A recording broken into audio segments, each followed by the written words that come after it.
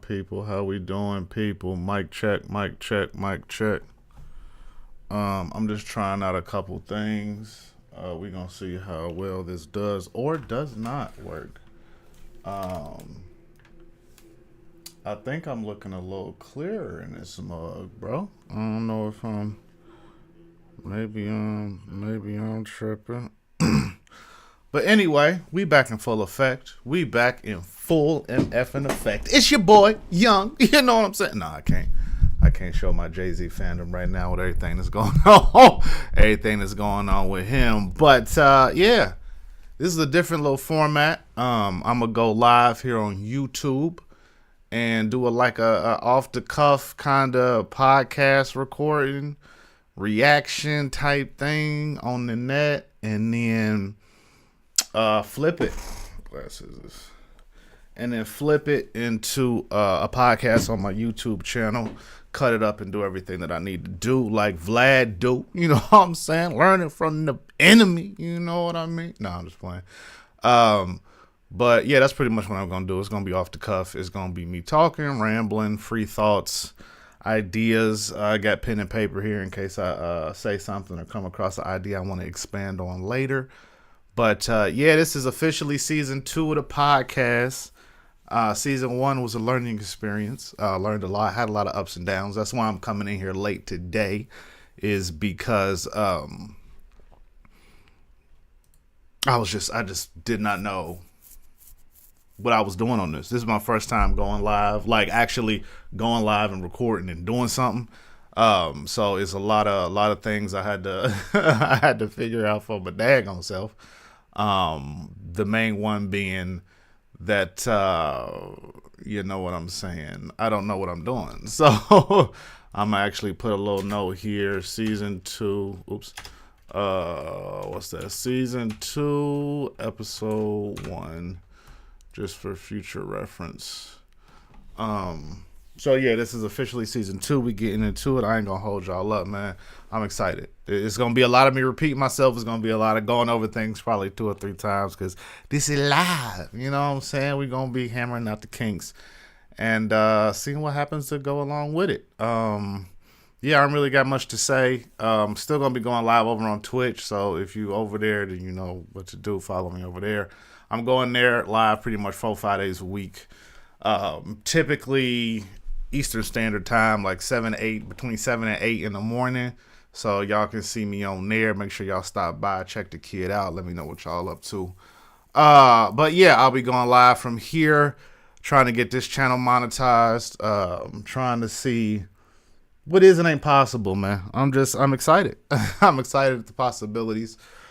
This is gonna be a relatively short one. Let me know what y'all up to.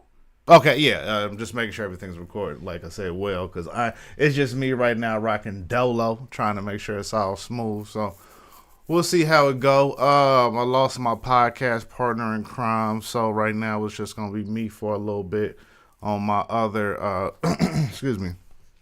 Hearing on my other stuff. So make sure y'all check it out. Make sure y'all support. We're gonna be doing the daggone thing, man. Yeah, I ain't really got much to say. You feel me? We got a lot on the podcast today. We got Neyo saying he want Gatekeepers on the Bag Fuel podcast. I got a lot to say about that, man. I just hearing something like that come out of his mouth is crazy, especially because you know, I mean, we're not gonna get into it right now, but just know I got a lot to say about that. I got a lot of commentary about that, as well as the 2026 NBA All-Star Game just happened this past weekend, and I was pleasantly surprised with the gameplay. You know what I mean? Like everybody was already writing it off that it was gonna be a whack contest. You know what I'm saying? That it was going to be trash and whack, but I rather enjoyed it. Anthony Edwards and Wemby is official. They're going to be the 2 competitors in this coming generation, like America versus France, like 2 different countries, 2 different personalities. And Edwards is definitely like, yo, chest out, like, yo, I'm cocky, this is what I do type thing. Wemby is definitely more humble, like, yo, I'm great, but we don't got to talk about it type thing. So that's dope as hell to me. Yeah, so we got that coming up. And then we got Tubi hollering at Cartoon Network. Tubi is coming up in the world, but we're going to get into that as well, man. We're going to jump into the podcast, and we're gonna see what's popping. In the meantime, I'm going to get my life together. I'm going to get my act right, and then we're going to jump into what Neyo said. So bear with me for a second. I ain't going to change it. Y'all going to see the raw rugged. Y'all going to see what's going on behind the scenes. Got my flash shirt on. You know what I'm saying? I'm chilling. Chilling doing me. Oh, snap. Oh, man. Chilling doing me. My bad. Okay. So, with that being said, let's get into what Neyo said about the industry needing gatekeepers, which is wild business to me. Let me shrink this down right now. Okay. Nah, don't get out the way. Just shrink down for me. Cool. All right. Let me put on the headphones. Make sure it's coming through the speakers, and we're gonna rock out. It's not coming through the speakers. See? And this is why you troubleshoot things before it becomes a real issue. Is it coming through the headphones? No. Let's try now. About the business. There we go. See, this is why you double and triple check everything. All right, let's get back into it. This is Neyo about Gatekeepers. Bag fuel, baby. What is something that you didn't realize that you was gonna hate about the business? I was told very, very early on about the whole smoke and mirrors, the whole smoke and mirrors element of the music industry. Mm-hmm. I believe half of what you see and none of what you hear, right? I was told that. Mm. And it's one thing for somebody to say that to you in hopes that it preps you for when you're actually approached with the situation where now it's in your face, right? Somebody telling you that does not prep you. It doesn't, you know. I remember thinking that certain things were real and then learning that they weren't, and it's just like it's like that's a the dope day chain, you learn though. that Santa Claus wasn't for real. You know what I mean? Mm-hmm. It kind of something in you dies a little bit. Like, oh damn, so that's not. Wait, but I thought, oh wow, okay. And it's like, no, the person that worked the hardest don't always get the victory. No, the person That's with the best facts. song don't always get the reward. No, Facts. if you didn't pay for this and he did, guess who gets it? You know what I mean? Like Yep. just stuff like that. You think Payola. about like how far the machine goes, because you mentioned Santa Claus, and I think about how has this the tradition kept going.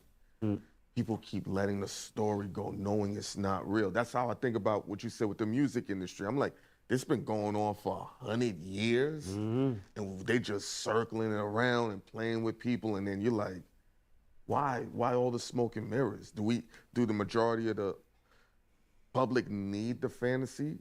I think about our military when they're like, we can't release all this information. People might go crazy and start rioting. But the key word and everything you just said is might.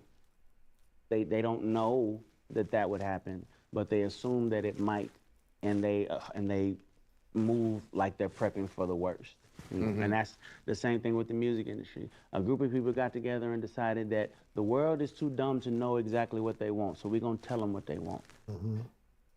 But And it's true, though. That's what it's been ever since. That's what it's been. It's true, but it's not, because now, you know, the gatekeepers have kind of been shut down a little bit. It's like there was a point in time where the only music you knew was the music that came on the radio or the music that you went to the store and bought yourself, right? That was it. Now we have Apple Music and Spotify and Tidal and all of these places where you can go in and search whatever the hell kind of music you want, create your own playlist, your own damn radio station basically, and do it yourself. Like nobody's telling you what to do so much anymore, at least not But you can't directly do in it. your face. But then you sacrifice the paycheck. Since I'm not telling you what to do, and anybody can do it, now we're gonna give you 0.004% streams, right? But when we was gatekeeping, because everybody said, I said on many shows, and if you don't gatekeep, you don't get Neyo. You don't. You have to gatekeep. I wish that I could disagree with you. I can't. You can't. You have to gatekeep to get Neyo. So, you feel gatekeeping would be a good thing? I feel like too much access is a bad thing. Yeah. See, It's a bad thing. Like, do you recall when there was a thing called artist development, where they actually before the world saw you, they put you in training so that when you got in front of a camera and they put a microphone in your face, you actually sounded like you could talk a little bit. You remember that? Like, do you remember the A&R person that sat with you and helped you piece together this project, this piece of art that was going to represent you for the next 3-4 years? Yeah, like, that was a thing. And all of that, unfortunately, was a part of the gatekeep. What you said earlier, though, because there's so much access. I told Esso, there used to be a time you could say you were an A&R, and that was a big... That's not gatekeeping, and what Neil's describing is two completely different things. Saying that gatekeeping and someone developing someone as an artist before they got through, he's confusing record labels with actual gatekeepers. Gatekeepers were in the record label, yes, but record labels is too it's like saying, yo, I want to go to the store, but at the store, I might get shot. It's like, okay, that might be a possible part of what's going on in there, but why would you think that is the main part of what a record label does? Like, why would you be like, I might get shot at the store, so I just got to make sure that I don't go to the store? It's like, no, bro, record labels exist, right, to do things. Like, we got connections with other networks. We can make sure you work with this artist. We know a guy. We know the people over at this arena, so we can get an artist there to make sure we can get promotion for marketing over here so everybody can eat. Like, record labels at one point were banks and networks. That's all it was. You work with this artist. We know this person at this radio station that can break this artist here. That this artist really ain't did nothing. It's really not that good. I mean, because he talking like, yo, these record labels didn't let no trash out. I mean, Vanilla Ice was an artist, yo. I mean, we've had trash artists in the past. It's not like every artist that ever came out in U.S. history was like some kind of master dance, Michael Jackson. We wasn't pushing out Michael Jacksons over here. I remember Mary J. Blige. Mary J. Blige still can't dance. Shout out to Mary J. Hey, we love you, girl. But some people just can't dance. 3LW, loved them to death. They was two-stepping the hell out of their music videos. We're not going to act like everybody was just a breakdown. Oh, these record companies just majored into be something that you wasn't. Nah, bro, we're not going to do that. And then to put that there and to be like, well, in order to make sure that we have great artists, in order to make sure that we have superior artist development, we have to have gatekeepers. Oh, my bad. We have to have gatekeepers. Like, bro, what you talking about? No. Gatekeepers keep the gate.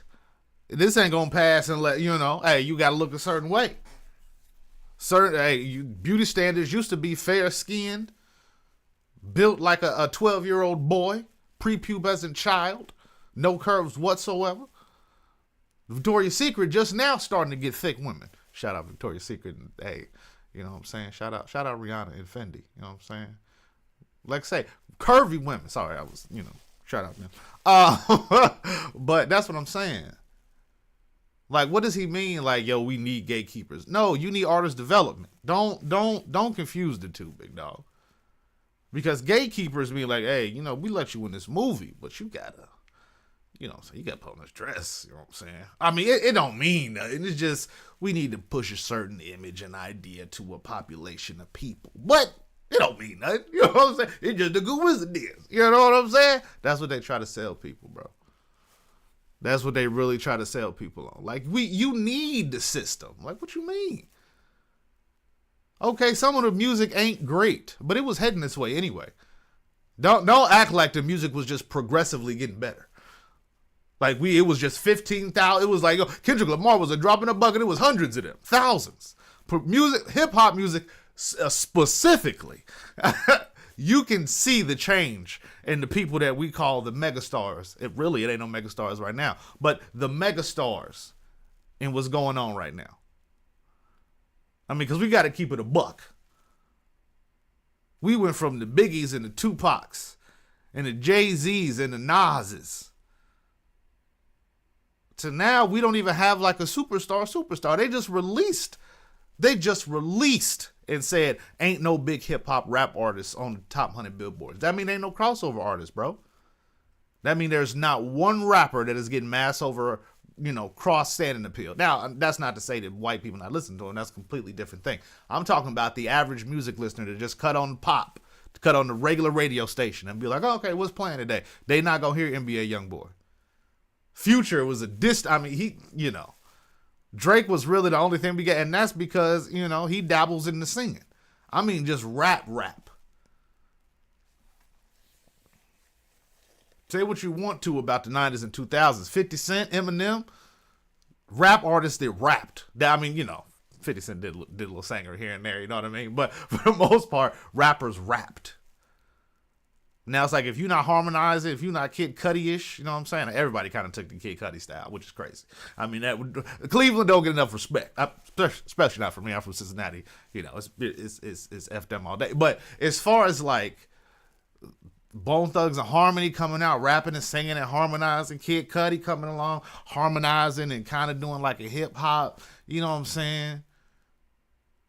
Flowistic kind of style. That's the only way you're going to cross over these days. And there's not a lot of rappers doing that. It's a lot of mumble rap, but mumble rap is not mumbling. Mumble rap is not melodic. Some people do it well. Lil Baby was doing well, but he got that gun charge. I don't think he ever got, one American only gonna look at you a certain way, and you got a felony charge. It's like, all right, well, your book is closed. So, I mean, it just depends. I don't even know who you would consider like somebody that's heading that way.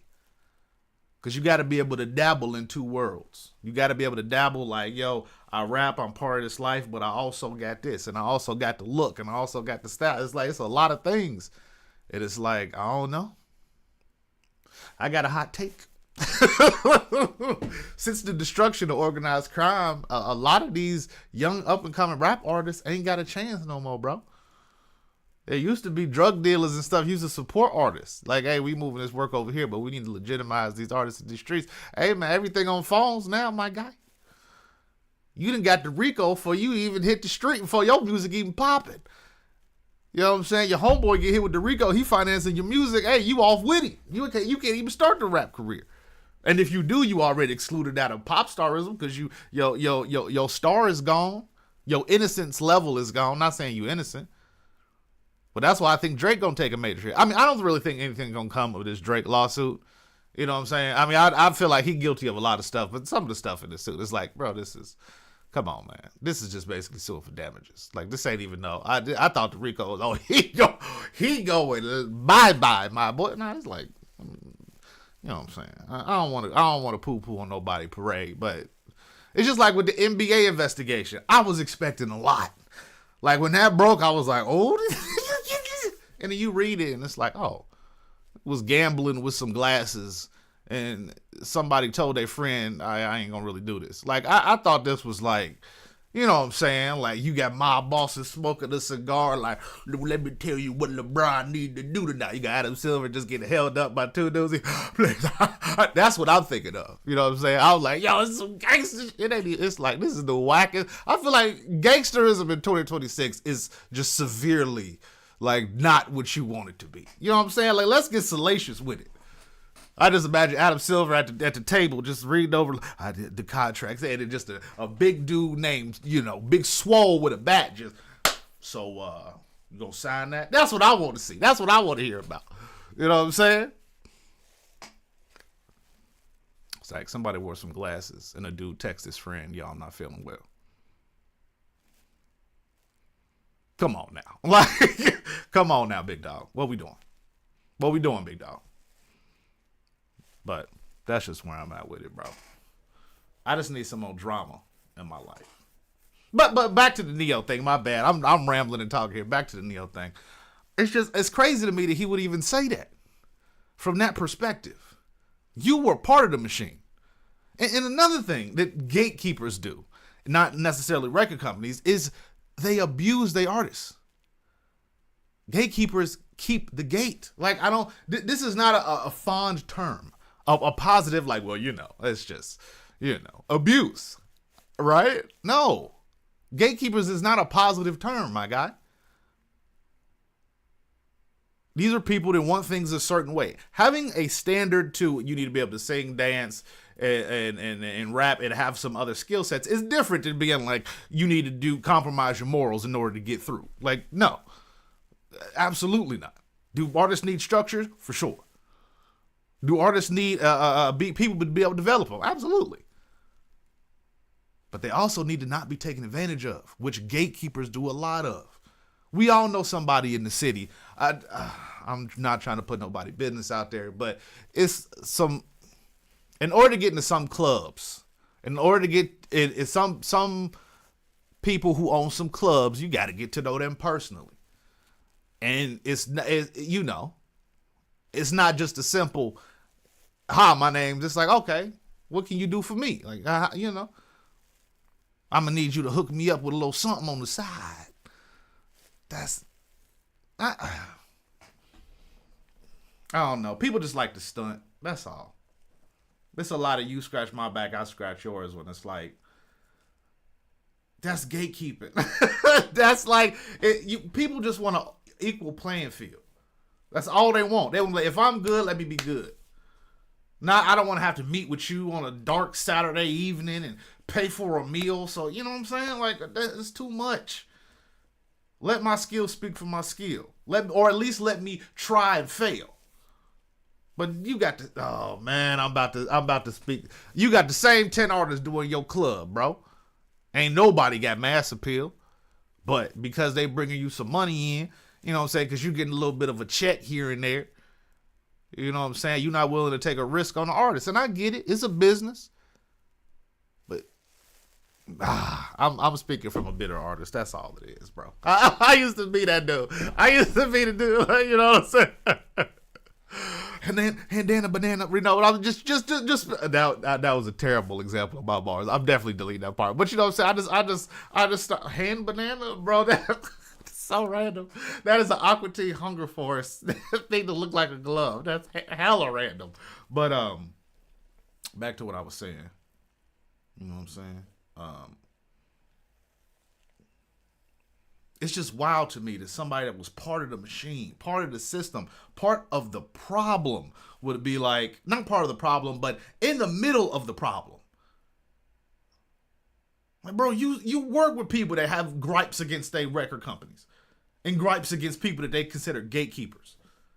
There's a reason a lot of people that broke had to be broke through with another artist. Like, the reason that Nicki Minaj and Drake and all that popped was because they attached themselves together. Not saying that they're the gatekeepers, but the record label was like, we need to make sure these people work together. Because you're not coming in alone. Like, it's a lot of stuff. You couldn't just rap to rap back in the early 2000s. You couldn't just be, if you wasn't coming as part of a clique, as like part of G Unit or Bad Boy or somebody big under Interscope, like if you ain't no Dre, if you just as an artist with no structure or no support system, that's a problem. But it's also a problem if you say, hey, you're not gonna be able to break with them unless you contort your style to that. That's a gatekeeper. We don't need that. I agree with the structure. I don't agree with gatekeeping. So it just drives me crazy as somebody who did music that was like, yo, as long as I rap well, as long as I'm willing to work with people, as long as I'm kind, as long as I'm like, it's like, no, that's not enough, big dog. I mean, like I say, it's a business. I'm speaking altruistically. You know what I'm saying? Rappers gonna rap, promoters gonna promote, marketers gonna market. I get it. But I can complain if I want to, damn it. The hell with all of them now. But I mean, it is what it is. I still do rap. I just don't release music no more. And then plus nowadays, bro, it feel like the flow, you just be flowing. I feel like I'm like the hip, the hop, the hip, hop, the don't stop, but boogie to the bang, bang, boogie, you don't stop. That's how I feel like when I rap now, listening to like all the mumble rappers and stuff. It's like, bro, my era of music is gone. With like lyrical lyrics, lyrical miracle spirituals, you know what I'm saying? I feel like that era is gone. I be hearing the stuff on the radio, I be like, goodness gracious, bro.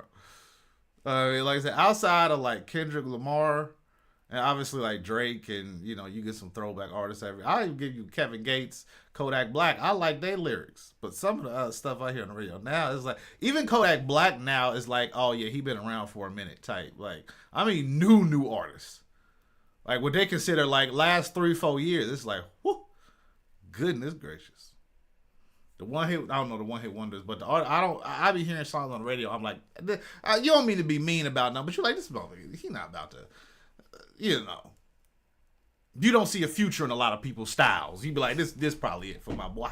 Like, you better hope you own. And that's another thing about Gatekeepers. They get you in these contracts, and then you have one hit song, and they be like, yeah, you release the second one, and then we're going to blow up, and you release the second one, and it's not as good, but now you in debt to the record label. You see how these rappers release a couple albums and they get real big, blow up, buy back their masters, and then never release another album again because they have a terrible experience in the record label, in the record industry. Or somebody own their masters and they publish it, so they're really not making no money off of it. 360 deal is they get 360 degrees of your income. They get everything, any income you got coming in, they get a portion of it. As opposed to an agent fee where it's like, I get 10% of the money I bring you. I bring you a contract with Nike for $1 million. I get 10%. I get my 100,000. You get your million. 900,000. 1 million minus my 100,000 as an agent. You get 900,000 as the talent. That's a fair deal. But then you getting 10% of my contract. I mean, you getting 10% of the deals you get me, but you also getting 10% of miscellaneous business that just comes up because I'm a celebrity now. Like, I'll drop an album, but then they want me to be in a movie. And they like, oh, yeah, be in the movie. But then they get 10% of that, too. It's like, but you didn't make that. They like me because of the song. Well, they heard the song because we got you on the radio. It's like, yeah, but you didn't. That's indirect business. But that 360 deal, we're going to need that 10%. You need 10% of your merch. Your digital assets. Sales on the internet that we don't really got no business doing. People just buy it up. We want 10% of that, too. Not just the mechanicals of your song. Mechanicals is playing on the radio and spins and stuff like that, or performance kind of royalties that you get. Not just that, but 10% of other 360 degrees of you, every angle that income comes in, we gonna need 10% of that, big dog. Now, you might be able to fight like child support or something like that, but record companies want their money. And I don't necessarily 100% disagree with that. I understand how they could be like, we got to cover our butts. I feel you. But if I come to you and I'm already a hot artist or I'm already developed, you need to cut back on some of that. And that's where negotiating to me begins. Gatekeepers are like, you either do this or you don't do this. Not only are we not letting you in, we telling every other label not to let you in. And sure, maybe 1 or 2 will take a risk on a couple of these artists, but if we do that 10 times, not all 10 of y'all gonna make it. If we tell 10 people, oh yeah, this girl right here, she a hoe. What you mean? We ain't work with her because she a hoe. She was sucking slob and you out here like, bro, I ain't even meet them in person. That's a gatekeeper, making sure that they shut you down. So this point of view to me is crazy. This point of view to me is like, bro, you were in the machine. You got to experience people getting screwed over, and you still think that you want a gatekeeper, that they right. Like, Neyo, bro, what we talking about, big dog?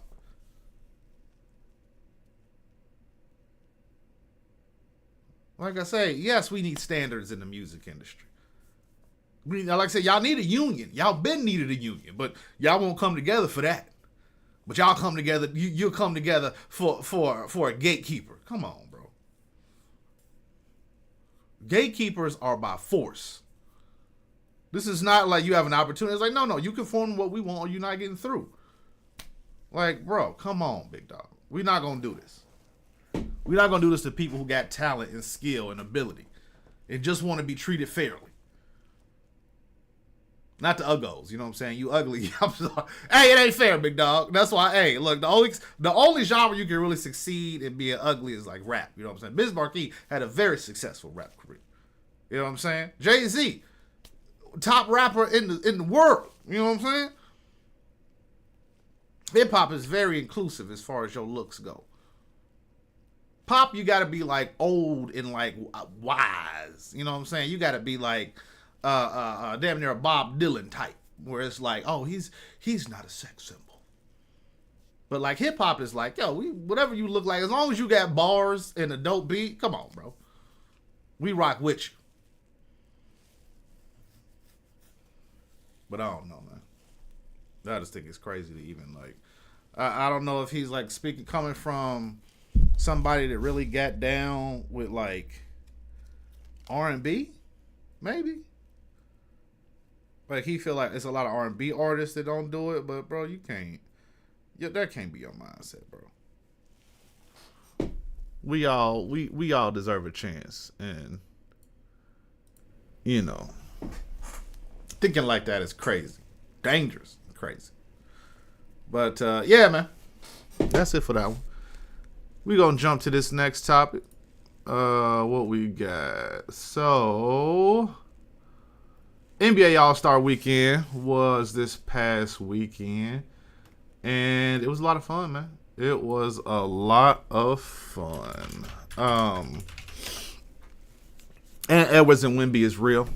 The competition, the physicality, the competition. Let me just say that it wasn't a lot of like defense and nothing going on. You know, Wemby was upset because Karl Anthony Towns whiffed on some defense there at the end of that game, and they lost on a Scotty Barnes jumper, which was pretty nice actually. I was like, Scotty Barnes, no, he can't shoot, but hey, if you leave an NBA player open, they'll sink it. But I thought it was good. I thought they did pretty well this year. World versus US, put a little extra competition in it, you know, because USA we a little arrogant on this side. You know what I'm saying? We don't we don't give a darn. You know what I mean? We competing. We trying to win. That's what we do. Like we might hate each other, but we better than your country. You know what I'm saying? That's how we think. We delusionally arrogant on this side. You know what I'm saying? It could be. It's kind of like. We all got a little bit of New York in us. It's a little Florida in New York in every American. Like if you put the average, like if in a life or death situation, right? And it's an alligator on the floor, and you like, yo, I'm in my bedroom with an alligator right there. Just, oh snap, how am I gonna survive? I say a good 60%. No, matter of fact, I'm gonna give you 5 seconds. Think you wake up, it's an alligator on the floor. You like, oh, I need to get out of my room. How would you get out of your room? Okay. I think a good 50% of people would just go, I'm gonna hit the alligator, knock him out, get out. You know what I'm saying? I'm gonna incapacitate the alligator.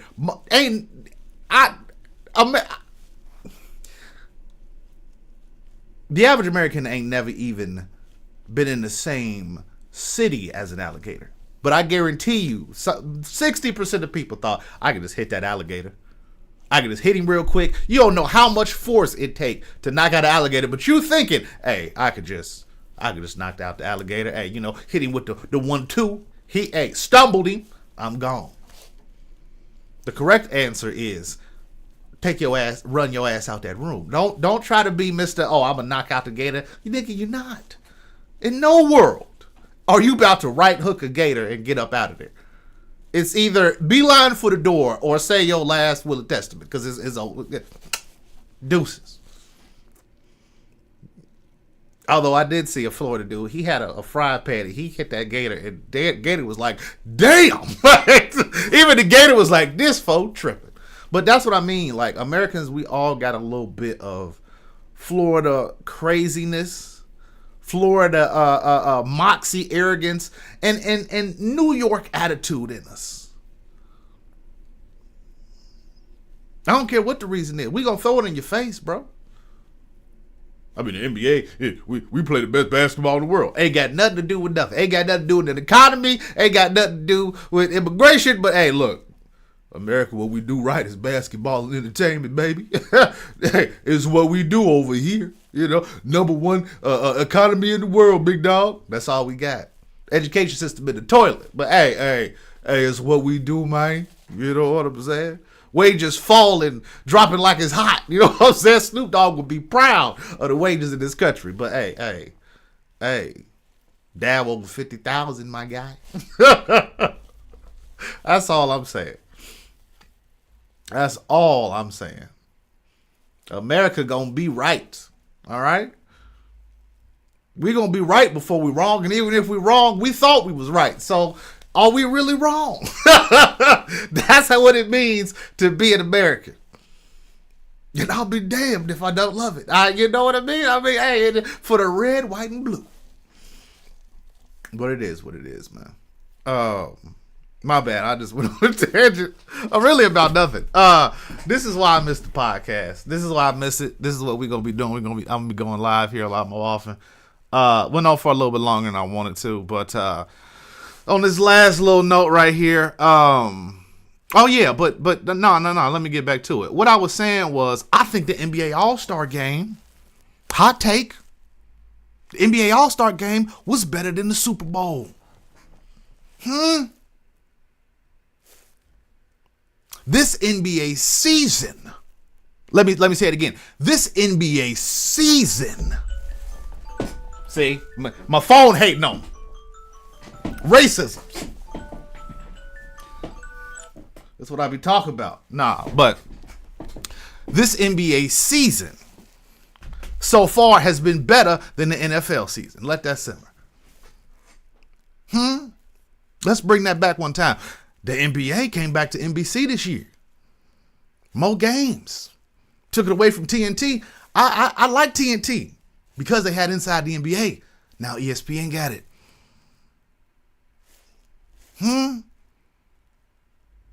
LeBron and Wemby and Ant. Mahomes been out. We ain't had the real villain. I'm just saying. Super Bowl game was trash. Dumpster juice. Now, I didn't watch the Bad Bunny performance, but I didn't care. This is not a political statement. I've never heard a Bad Bunny song. I've listened to maybe 3 Super Bowls in my life. Kendrick Lamar, Dr. Dre, and a little bit of the Prince one. Outside of that, hell no. I couldn't tell you who did it before Dr. Dre, if I'm being honest with you.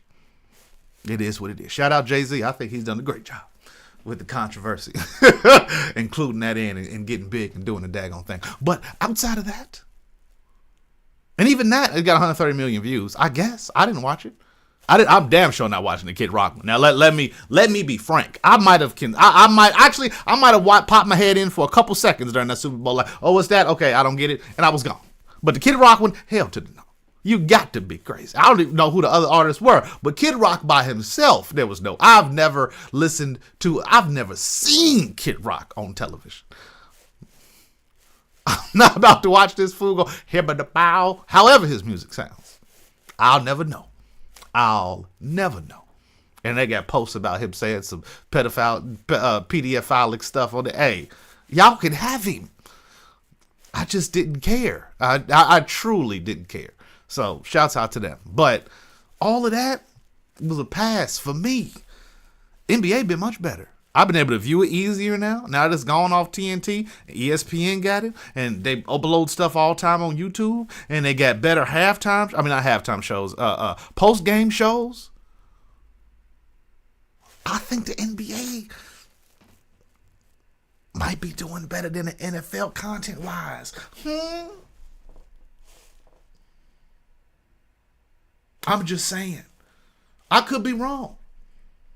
Now, does the NFL get more views? Absolutely. NFL's America's sport. Can't top that. Now, NBA's killing them worldwide, but that's for a conversation for a different day. Views have been up in the NBA since they came back to the NBC.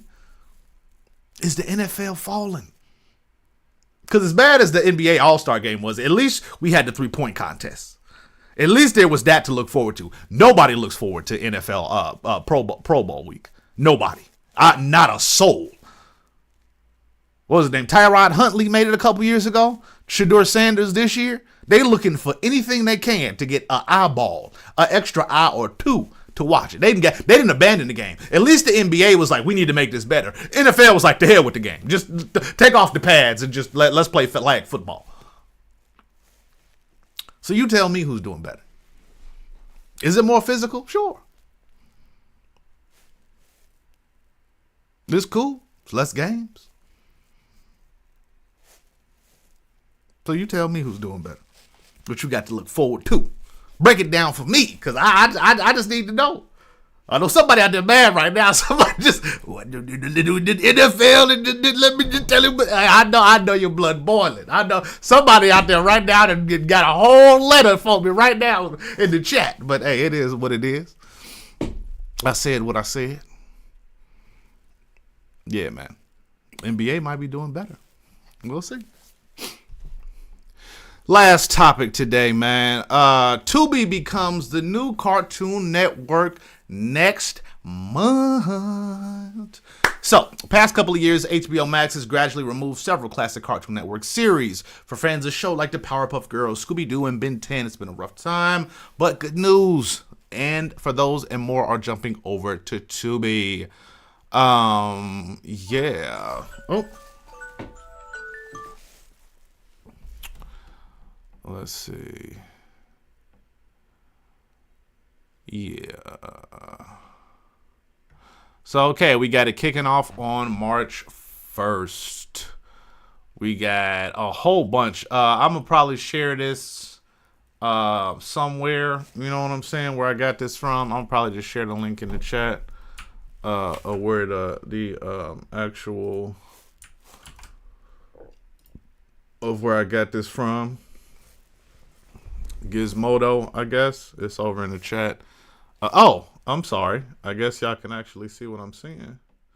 That might actually help. So yeah. These are all the ones that they say are gonna be coming on over. Adventures of Batman. I'm cool on that. Brave and the Bold, definitely watch that. Ben 10, absolutely.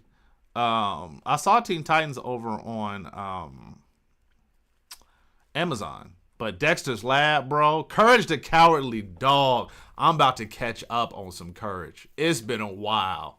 It has been a while. But, yeah, man. I'm looking forward to it. I'm glad that Tubi's just been growing and growing. Like, Tubi started as obviously just one of the quick channels. And then over the years, like, it might need to be studied. They might be going to be the next Netflix. On some real-ish. They might be growing to be the next new Netflix. If you think about it. Because they started with, like I say, just as a quick channel. Then they started getting their own content.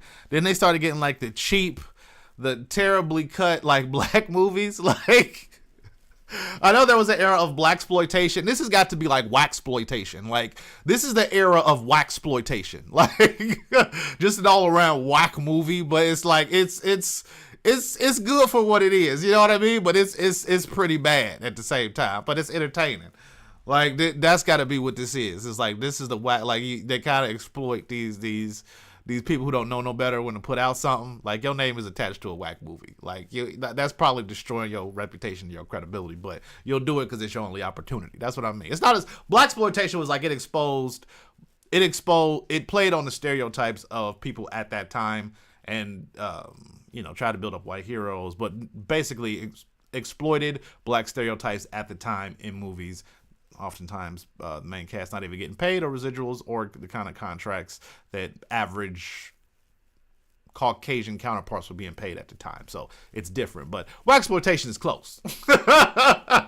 You destroying your name just to get an opportunity, because I bet you a lot of the people never gonna work again. A lot of these film studios still hold a grudge. They're like, oh yeah, she did that movie. Pull up her IMDb. Oh, she did a Tubi movie. Oh. But Tubi's going to rake in the views and the subscribers, and they can becoming universal names, and they'll just keep pushing out movies until, you know what I'm saying, while this girl over here, because you attached your name to this movie 5-6 years ago, you can't get no work. That's what I mean with waxploitation. So, I don't know. Maybe I'm tripping. Maybe I smoked too much this morning. But that's where my mind is, okay? That's where my mind is. What's going on with my man's dome? Bruh. What is happening in this picture? Dear Lord, my man. The dome on this man. Whew. Look at that, bruh. That is wild. He got the nerve to have a dog, bruh. Put that dome on, bruh. Oh, damn. He got a thought on him, don't he? Call him the thinker, my boy. All right. Hey, I'm going to get on off here, man. I'm just over here talking. I appreciate y'all. Be kind, be dope, but more important than anything else, be yourself. And I'll catch y'all next time. I'm out. Peace.